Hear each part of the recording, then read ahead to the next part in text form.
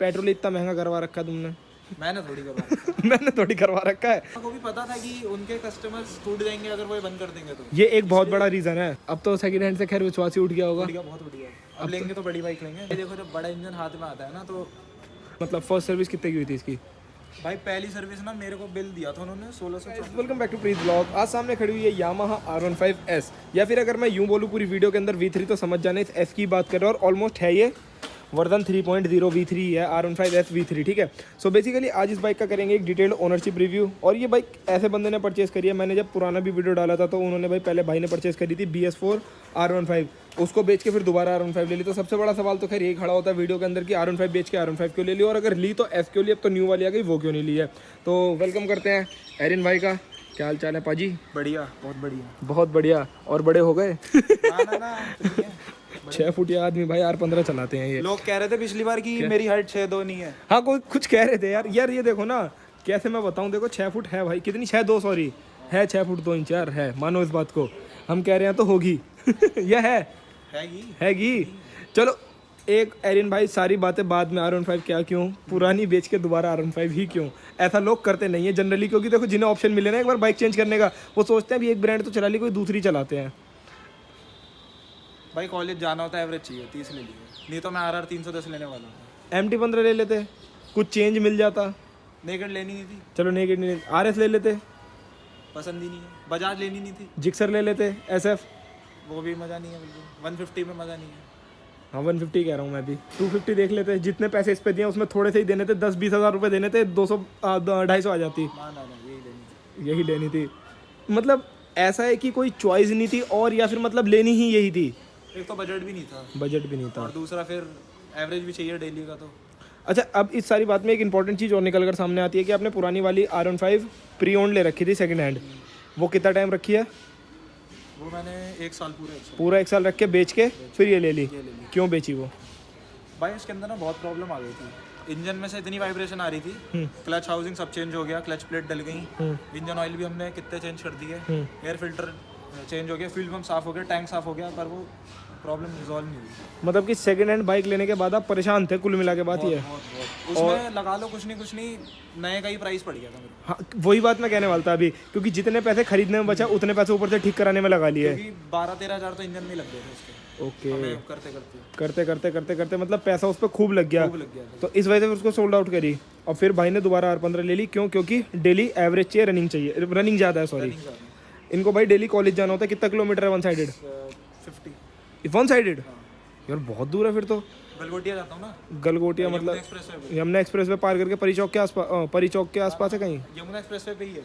अच्छा उसी पे है। उतर के। ओके, मतलब काफ़ी दूर पड़ जाता है। सही है भाई, वन साइडेड 50 किलोमीटर जाना होता है तो बंदे कहीं ना कहीं फर्स्ट प्रायोरिटी माइलेज रहनी भी चाहिए, और जो है भी। पेट्रोल इतना महंगा करवा रखा है तुमने। मैंने थोड़ी करवा रखा है, ठीक है। तो भाई मतलब इन्होंने कहा कि जब ऐसी कुछ सिचुएशन थी, ऑप्शन नहीं था अगर देखा जाए तो ओवरऑल, ठीक है ना। नेकेड लेनी नहीं थी, फेड में ऑप्शन नहीं था, RS 200 लेते वो भी एवरेज नहीं देती, जिक्सर SF 250 लेते उसमें भी एवरेज नहीं आती, और कौन सी बताई मैंने? वर्जन 4 थी पर वो पसंद नहीं थी हमारे घर में किसी को। M या फिर वर्जन 4 किसी को पसंद नहीं है? ना मम्मी को पसंद नहीं, ना पापा को पसंद नहीं। अच्छा कह रहे कि मतलब लुक वाइज अच्छी नहीं है तो नहीं लेनी। तो ये पापा भी चलाते हैं ना।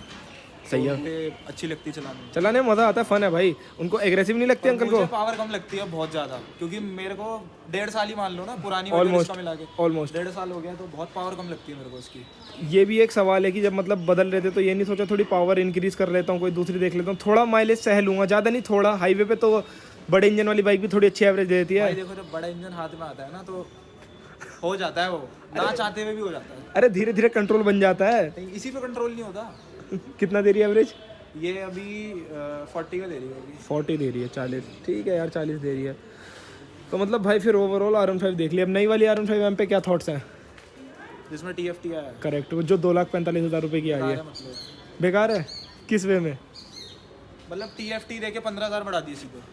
करेक्ट, क्या सेंस ही नहीं है। LED इंडिकेटर बंदा बाहर से लगवा लेगा, LED इंडिकेटर बाहर से भी लगवा लेगा, और दूसरा ये एक्सेसरीज के नाम पे पहले भी तो बेच रहे थे। उससे इंडिकेटर का प्राइस मैंने पूछा था तो 3,000 रुपये पेयर बोले थे। 4 या 2 तो 1500 रुपये का एक बेच रहे हैं। 1500 का एक। इससे सस्ता तो KTM का आता है, KTM का ले लो, बढ़िया इंडिकेटर, या RS 200 में जो आते हैं वो ले लो, कितना बढ़िया इंडिकेटर है। तो मतलब ठीक है भाई, मतलब वर्थ है, नई वाली नहीं है। बिल्कुल नहीं है। बिल्कुल वाहियात। मेरे को भी यार देखो, एक मेरा ही पर्सनली थॉट है, इन्होंने TFT स्क्रीन दे दी, हम मानते दे दी, उसका यूज़ क्या है बस इतना बता दो। यहाँ से कॉकपिट देखने में बंदे को अच्छा लग रहा है, सुंदर नज़र आ रहा है, क्या वो उसके लिए ऊपर से 15,000 और दे, और 2.5 लाख रुपए के बजट में 150 सीसी, आई डोंट थिंक कि भाई जाना चाहिए। ये मीटर भी बढ़िया है, इसमें क्या कमी है? और एक TCS नहीं है इसके अंदर, बाकी सारे फीचर हैं इसमें, TCS की जरूरत भी नहीं है। जरूरत नहीं है इस बाइक में। इस बाइक में यूजलेस फीचर है वो, जो जेन्युइन बात है। इसमें क्या ही करेगा एक TCS। बात और है उस M के अंदर या V4 के अंदर, जैसे दूर से आएगी ना तो इसकी जो लाइट्स हैं हाई बीम पे पूरी जलती हैं। हाँ, दूर से आप देखोगे तो आपको लगेगा हाँ, बड़ी बाइक आ रही है। बिग बाइक वाली फील है। हाँ, और M आएगी दूर से तो उसका वो सिंगल प्रोजेक्टर जलता है बीच में, तो ऐसा लगता है कि वो एवेंजर में शायद LED बल्ब घुसा दिया तो वो आ रही है दूर से। ये ओनर का पर्सनल थॉट है, कोई ऑफेंड मत होना इस बात से, ठीक है भाई। हाँ, आपका अपना अपना थॉट होता है, पर ये यामा को भी पता था कि उनके कस्टमर्स टूट जाएंगे अगर वो ये बंद कर देंगे तो ये एक बहुत बड़ा रीजन है। कंटिन्यू करिए। इसी वजह से इसको एस का नाम वाम देके और छोटा सा अपग्रेड करके सीट वीट ज्वाइन करके इसको कंटिन्यू करिए है। अगर इसको कंटिन्यू नहीं करते तो काफ़ी लोग हैं जैसे आप हो, पावर चाहिए, M में पावर भी कम है, तो फिर भाई नहीं लेंगे, तो फिर वहाँ पे कंसिडर करा इसको लेना है। तो क्या फीडबैक है अभी इस बाइक का, कितने टाइम से चला रहे हो? इसको परसों हो गए 3 महीने। तो कितने किलोमीटर चला ली थी एक बार देख लेते हैं। 5,000 कुछ, ना 42 से चली गई। 4200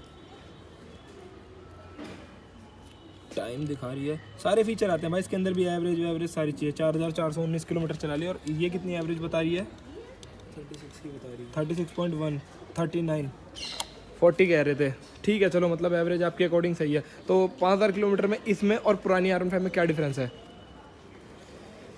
वही है, पिकअप का बहुत बड़ा वो है, रोल, फर्क है। बहुत पावर नहीं है बिल्कुल नहीं है पावर। उसके कंपैरिजन में कह रहे हो? हाँ, ड्रैग रेस भी करी थी BS4 से हमने, तो फार गई है। कितना?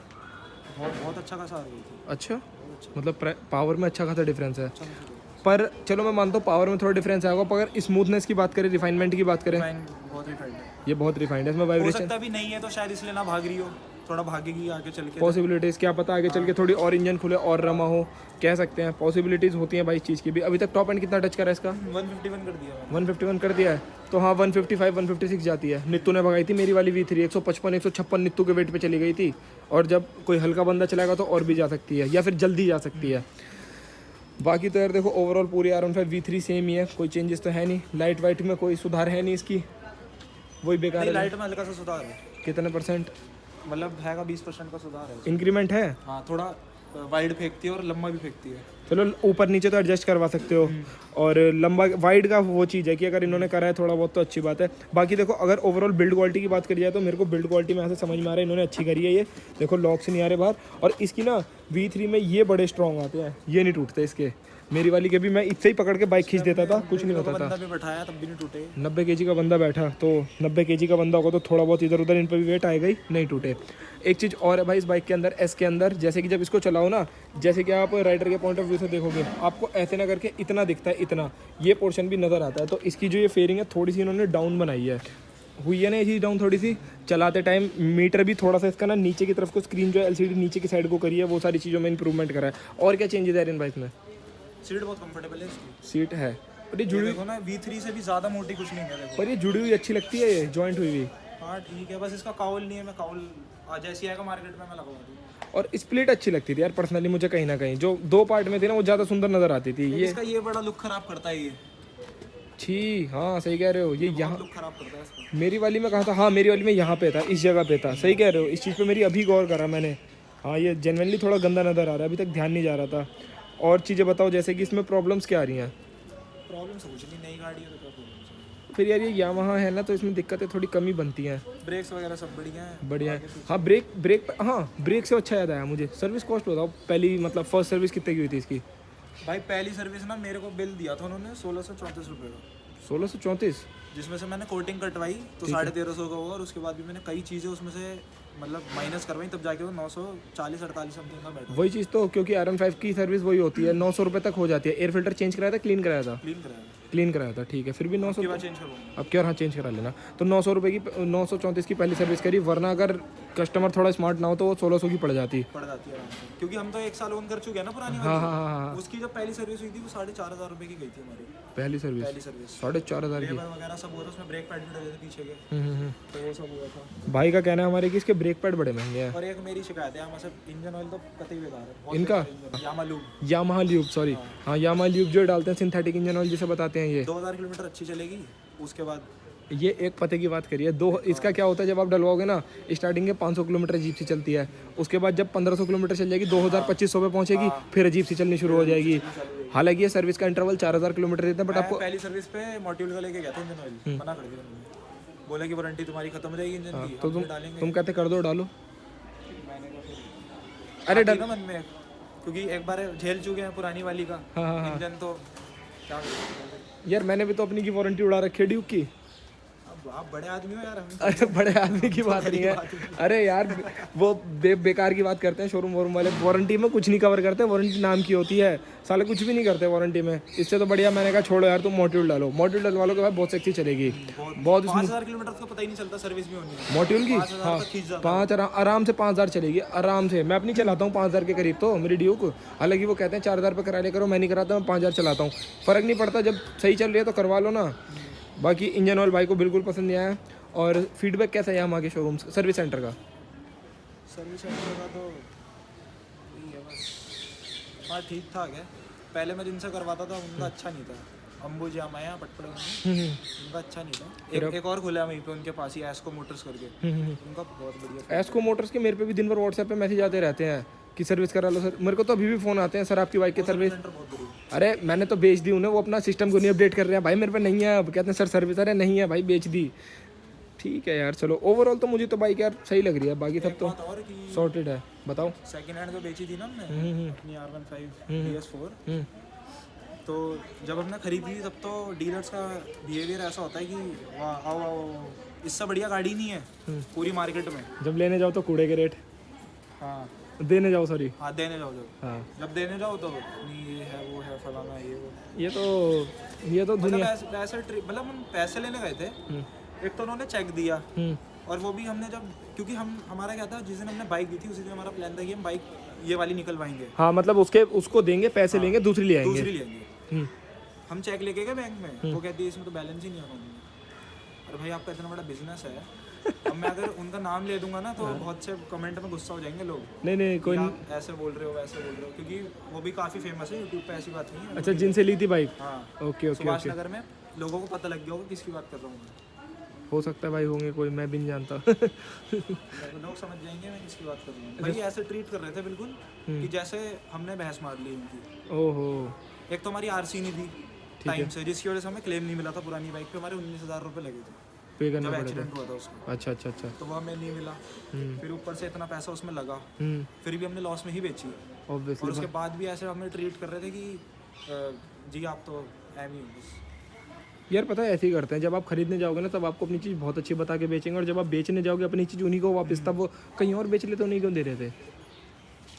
पापा का था कि उनको ही, हमारा प्लान ये था कि हम उनको ही देके RR 310 ले लेंगे second hand. Okay okay okay हमारा ये था। ओके। और जब हमने RR 310 देखी तो उस पर राइड फेयरिंग में बहुत सारे स्क्रैच थे, कंडीशन अच्छी नहीं मिली। कंडीशन अच्छी नहीं थी। जब पैसा इतना दे रहे हैं 2,38,000 समथिंग डिमांड थी। RR 310 की, RR 310 की 238 तक आ गए थे। 21 मॉडल था वो, 22 की बता रहा हूँ मैं आपको बात। 2022 की, हाँ मैं समझ गया 2022 पुरानी थी वो, चली हुई भी शायद ऐसे थी कोई 6,000 समथिंग, पर कंडीशन अच्छी नहीं तो पैसे दे रहे हैं तो यार 238 दे रहे थे तो 50-60 हज़ार और डाल के नहीं ले लेते।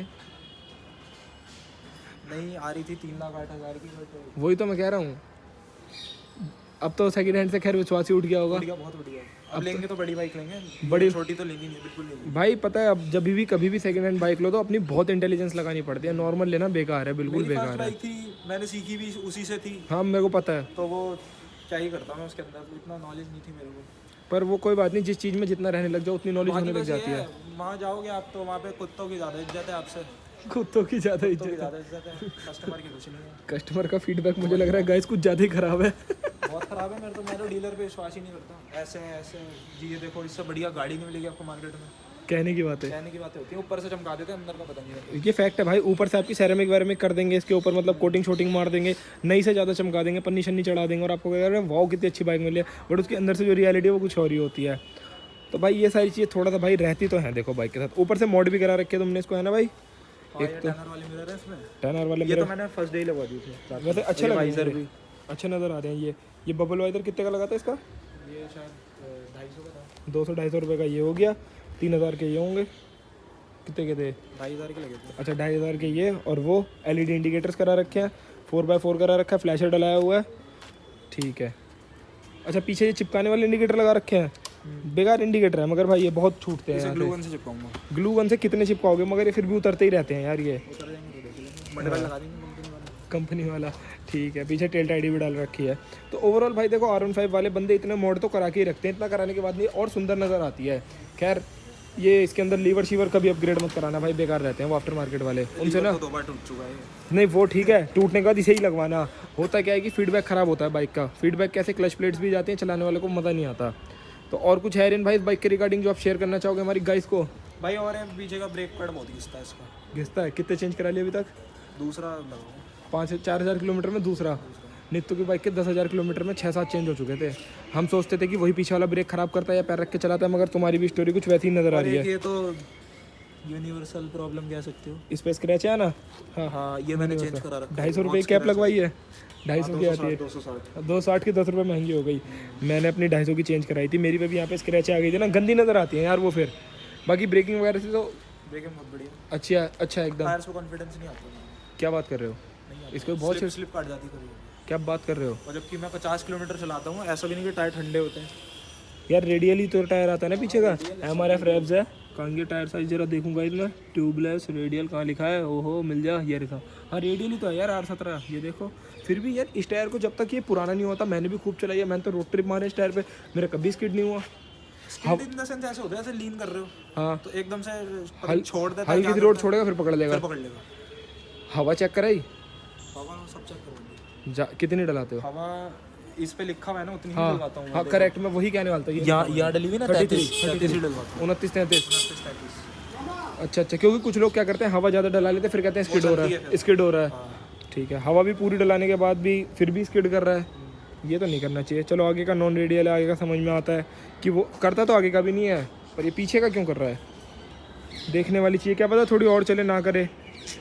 बाकी रोड प्रेजेंस बहुत बढ़िया है, रोड बहुत कैडे आते हैं। रिएक्शन तो भाई एनी टाइम एनी डे काफ़ी बढ़िया मिलते हैं। और अब तो ये जो इसमें टेनर वाले मिरर लग गए ना, उससे थोड़ी और ब्रॉड सी हो गई है, तो वहाँ से भी अच्छे रिएक्शंस आते हैं। बस ये थोड़ा संभल के चलाना पड़ता है क्योंकि इन पे भी ये देखो। हाँ ये बॉडी से अच्छे खासे बाहर है ना। वैसे इन्हें बंद करते तो इसमें टकराते तो नहीं है ये? हाँ टकराते हैं। तो फिर इनका क्या हिसाब है? आप देखो ना यहाँ पे ये निशान पड़ा हुआ है, देखो। हाँ ये रहा निशान। तो मैंने स्टिकर लगवा रखा है, तो बॉडी पे नहीं आया। तो फिर इसको इतने बंद करते हो मतलब? हाँ ठीक है भाई, इसको इतने बंद करेंगे हम, इतने। तो देख लो भाई, फिर ओवरऑल ये मिरर शिरर भी बंद हो गए, पीछे थोड़ी मशीन चल रही होगी, माइंड नहीं करनी आवाज़ को। और तो चलो फिर गाइस इस वीडियो में इतना ही रखते हैं, मिलता है आप लोगों से नेक्स्ट वीडियो में। Till then bye bye, take care, signing off प्रीत।